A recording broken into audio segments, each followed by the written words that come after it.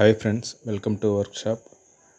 நம்ம இப்போ பார்க்குறது 300 litre freezer box, slide glass model. இது ப்ராப்ளம் என்னென்னா, கம்ப்ரஸர் பாடி வந்துருச்சு ஷார்ட் ஆகி. அதனால் கம்ப்ரஸர் ரிமூவ் பண்ணிட்டோம். பாக்ஸ் ரொம்ப நாளாக பக்கத்தில் இருந்தது. இதில் கண்டென்சரு கூட சைடு கொஞ்சம் ஆயில் இருக்கிற மாதிரி இருந்தோன்னே எல்லாத்தையும் கழட்டி வச்சுருக்குறோம். கண்டென்சர் கூட நம்ம எடுத்துகிட்டு எல்லாமே இப்போ புதுசு போடுறோம். கண்டென்சர் கூட இந்த சைடு கீழே கொஞ்சம் ஆயில் இருக்கிற மாதிரி ஒரு டவுட்டு. ஆனால் கேஸ் கொஞ்சம் கம்மியாக இருந்ததுனால எல்லாத்தையும் கழட்டிட்டோங்க. இப்போ நம்ம மாமூல் ஃப்ரிட்ஜு வர 12 ரோல் கண்டென்சரை 2 ரோல் நம்ம பெண்டு பண்ணி கட் பண்ணி அது உள்ளே பாக்ஸில் செட் பண்ணுறோம்.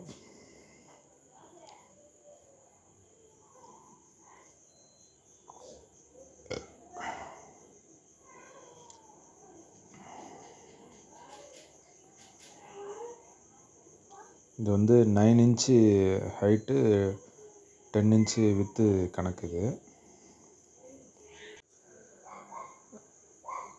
2 ரோவாக கட் பண்ணி அதை 2 பெண்டு பண்ணுறோம்.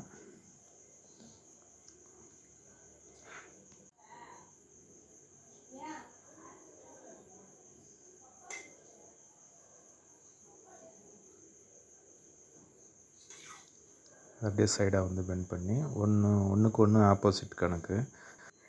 ஆப்போசிட் பெண்ட் பண்ணுறதுனால ஒரு பைப்புக்கு இன்னொரு பைப்புக்கு நல்லா கேப் இருக்கும். கேப் இருக்கிறதுனால ஏர் நல்லா ஃப்ரீயாக உள்ளே போகும். நமக்கு ஹீட்டு அவ்வளோ ஆகாது. கிட்ட இருந்ததுன்னா அது பக்கத்துலேயே இருக்கிறதுனால ஹீட்டு அதிகமாகிறதுக்கு வாய்ப்பு இருக்கும். நம்ம இந்த 2 ரோல் இந்த பாடிக்கு உள்ளே, அதாவது ஃபேனுக்கு முன்னாடி நம்ம செட் பண்ணுறோம். மீதி அவுட்டர்லேயே நம்ம ஸ்க்ரூ போட்டுடுறோம். அது கூட 1 இன்ச்சு கேப் விட்டு நம்ம வாசரை வச்சு ஸ்க்ரூ பண்ணோம். அப்படியே பாடியில் ஒட்டின மாதிரி ஸ்க்ரூ போட்டோம்னா அது ஹீட்டு அவ்வளோ ரெடியூஸ் ஆகாது. கொஞ்சம் சீக்கிரம் ஃபில்ட்ரு வரைக்கும் ஹீட் வர ஆரம்பிச்சிடும்.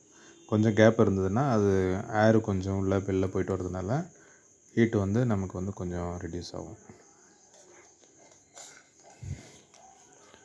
மாமூலாக நம்ம யூஸ் பண்ணுற ஃப்ரிட்ஜுக்கு கூட நம்ம பின்னாடி போடுறப்போ கண்டிப்பாக கிளாம்ப் எதுக்கு ஒரு 1.5-2 இன்ச் கேப் இருக்குன்னா அதனால தான் கேப் இருக்கும்.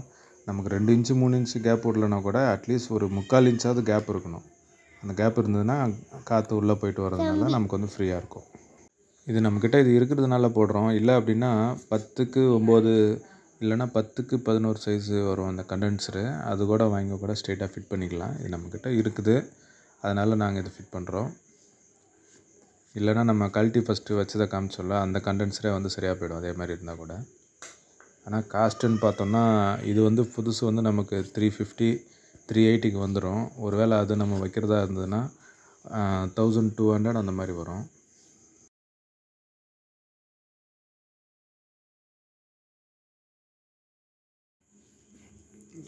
ஃபேன் ஆல்ரெடி இந்த பாக்ஸில் இருந்த 10 வாட்ஸ் அந்த மாதிரி வரும். அது 10, 5லலாம் இருக்குது. அந்த நம்ம அந்த பாடிக்கு ஏற்ற மாதிரி சைஸுக்கு ஏற்ற மாதிரி நம்ம மோட்டர் ஃபிட் பண்ணிக்கிறோம்.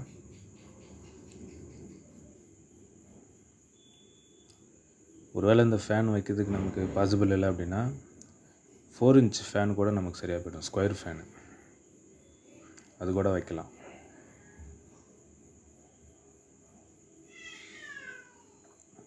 இந்த ஆல்ட்ரேஷன் பண்ணுற கண்டென்சராக இருந்ததுன்னா 4 இன்ச் ஃபேன் கூட சரியாக போய்டும். இன்கேஸ் நம்ம ஆல்ரெடி இதில் இருந்த மாதிரி நமக்கு 10x10 இல்லை 10x11 அந்த மாதிரி கண்டென்சர் நம்ம ஃபிட் பண்ணுறோம் அப்படின்னா கண்டிப்பாக இந்த ஃபேன் தான் இருக்கணும் நமக்கு.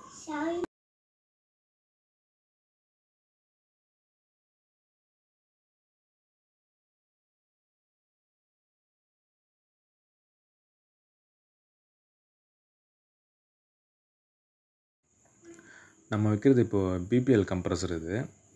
இந்த கம்ப்ரஸரோட ப்ரெஷரு, இதோட பவர் நமக்கு ஒரு டெக்னீஷியனாக இருந்தால் எல்லாத்துக்கும் தெரியும். இது நல்லாயிருக்கும். இது கிட்டத்தட்ட ஒரு 220 லிட்ரு இல்லை 240 லிட்ரு ஃப்ரிட்ஜில் இருக்கிற கம்ப்ரஸர் பிபிஎல்லில்.